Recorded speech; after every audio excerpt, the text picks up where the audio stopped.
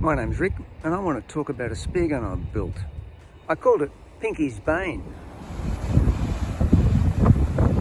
I built the gun in 2023. Its primary function is to shoot Pinkie snapper in Port Phillip Bay, and I built it to fulfil that function. Pinkies duck and weave, and you want a manoeuvrable gun to follow them and track them. The stock length on Pinkie's Bane is about 1.1 metres. Short enough to swing easy, long enough to have a little bit of range. Not much, but some. Pinkies tend not to be spear wreckers, so the spear's narrow, it's light, and it's fast. Very occasionally in Port Phillip, you'll come across a rat kingfish. It's not the primary function of the gun, but you want something that will handle a rat, which is why the gun is perhaps a little bit bigger than the optimum for pinkies.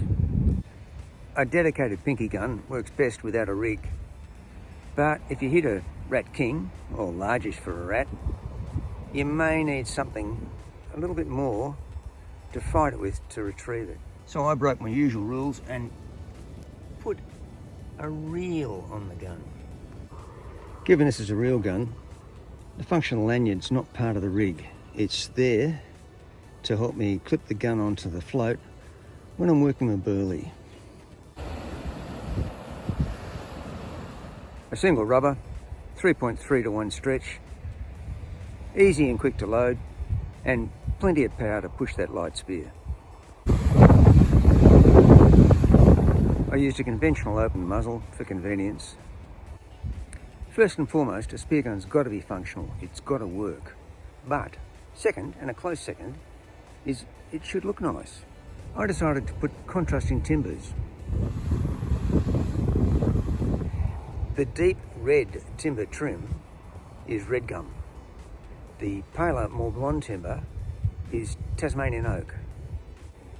There are 2 laminates in the stock. Since this gun's for me, I glued it with polyurethane glue. I sealed the timber with penetrating epoxy. That was the first. Then I did sign writing with felt pen. Then I finished it with a few coats of polyurethane varnish.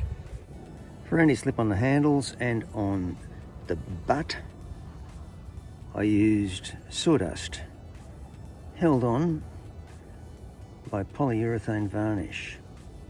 This has worked very successfully for me in the past. The Ohms mechanism is pretty shallow, which means you can have the handle quite high up in the body of the spear gun.